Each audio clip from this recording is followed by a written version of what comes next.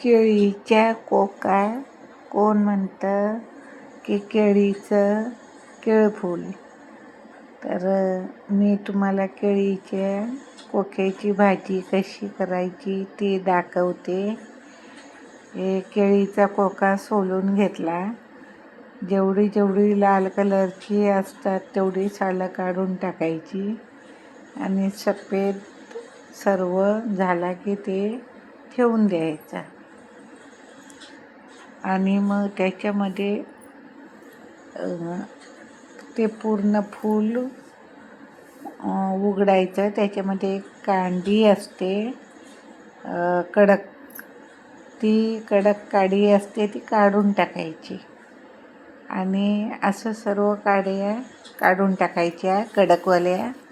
नंतर ते खातेवेळी तोंडामध्ये कचकचीत लागतं म्हणून ते काढून टाकायचं आणि मग बारीक असं चिरून घ्यायचा.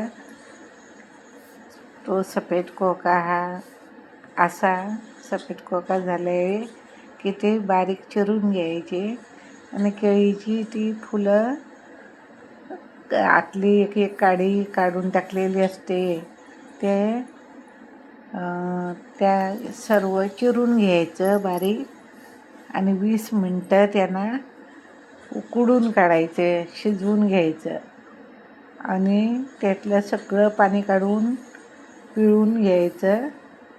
पाणी काढून टाकायचं आणि पिळून घ्यायचे ते आणि मग कुस्करायचे आणि लसूण चेचून फोडणीला द्यायचा.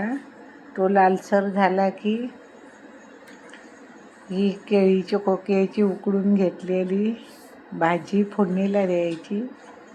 लाल तिखट आपल्याला जेवढं ती पाहिजे तिखट तेवढं टाकायचं. हे बघा, हे मी करून घेतलं आहे. मी आता हे चिरून घेणार बारीक आणि मग उकडत ठेवणार 20 मिनटं. ही बघा मी घाण काढलेली आहे बाजूला. आणि तसं मग ते राहिलेलं, हे सगळं राहिलेलं टोपातलं ते मी बारीक चिरून उकडून घेणार 20 मिनटं आणि नंतर ते पिळून पाणी काढून टाकणार आणि त्याच्यात चटणी, मीठ, हळद, एव्हरेस्ट मसाला घालून लसणाची फोडणी देणार. तेल चांगलं तापलं की लसूण टाकायचा चेचून. तो लालसर झाला की हे कोका पिळून घेतलेला असतो तो कुस्करून असा फोडणीला द्यायचा आणि मस्तपैकी तेलावर परतून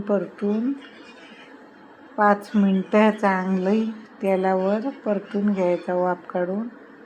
मस्तपैकी खायला द्यायचा. खूप छान भाजी लागते आणि हे आमच्या कोकणामधली रेसिपी आहे.